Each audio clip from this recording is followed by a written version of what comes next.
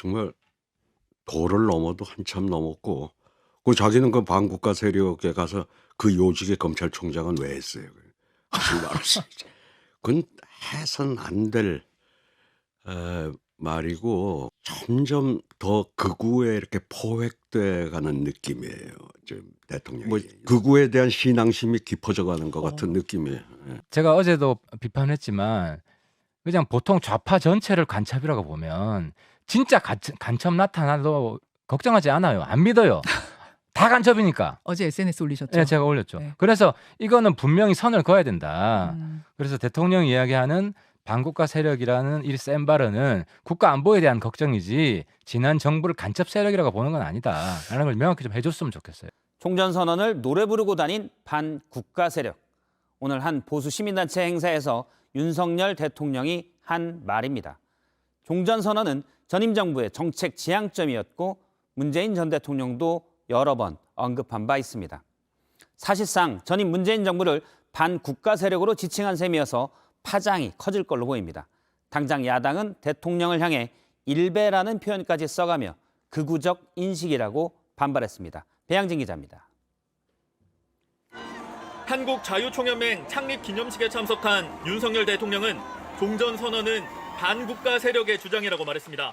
반국가 세력들은 핵 무장을 고도화하는 북한 공산 집단에 대하여 유엔 안보리 제재를 풀어달라고 읍소하고 유엔사를 해체하는 종전선언을 노래 부르고 다녔습니다. 종전선언의 목적은 북한의 침략을 용인하기 위한 거란 취지로도 주장했습니다. 북한이 다시 침략해오면 유엔사와 그 전력이 자동적으로 작동되는 것을 막기 위한 종전선언 합창이었으며 문재인 전 대통령은 재임 기간 3차례에 걸쳐 국제사회에 종전선언을 제안한 바 있습니다. 종전선언이야말로 한반도에서 화해와 협력의 새로운 질서를 만드는 중요한 출발점이 될 것입니다. 사실상 문 전 대통령과 현 야권을 향해 반국가 세력이라고 지칭한 셈입니다. 윤 대통령은 후쿠시마 오염수 방류를 반대하는 야권을 겨냥한 듯 괴담으로 국가 정체성을 부정하는 세력이 많다고도 했습니다. 한국자유총연맹은 반공연맹이 뿌린 시민단체입니다. 야당은 극우 커뮤니티인 일베에 빗대며 윤 대통령을 비판했습니다. 일베와 하등 다를 바 없는 대통령의 인식에 충격을 금할 수 없습니다. 극우적 인식에 깊은 유감과 우려를 표합니다. 특히 문재인 정부 출신 인사들은 과대망상 수준의 발언이라며 일제히 비판 입장을 내놨습니다.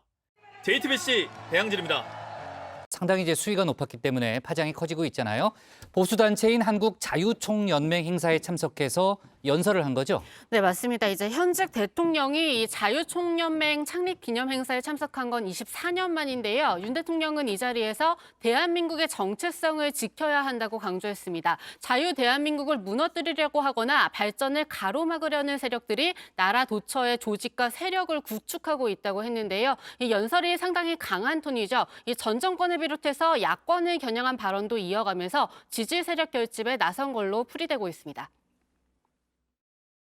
허위 선동과 조작, 그리고 가짜 뉴스와 괴담으로 자유 대한민국을 흔들고 위협하며 국가 정체성을 부정하는 세력들이 너무나 많이 있습니다.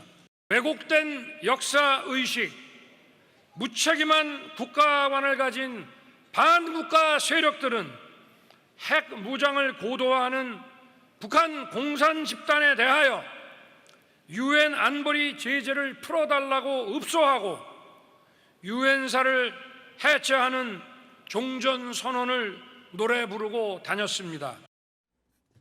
네, 반국가 세력이라는 단어를 쓰면서 북한 제재 문제 또 종전선언 얘기를 언급했는데 사실상 문재인 전 대통령과 문재인 정부를 겨냥했다 이렇게 좀 볼 수 있을 것 같고 이제 발언 수위가 상당히 높고 이제 반국가 세력이라는 그런 표현까지 썼기 때문에 아마 내일쯤엔 또 정치권의 공방이 상당히 뜨겁지 않을까 하는 그런 생각도 드네요.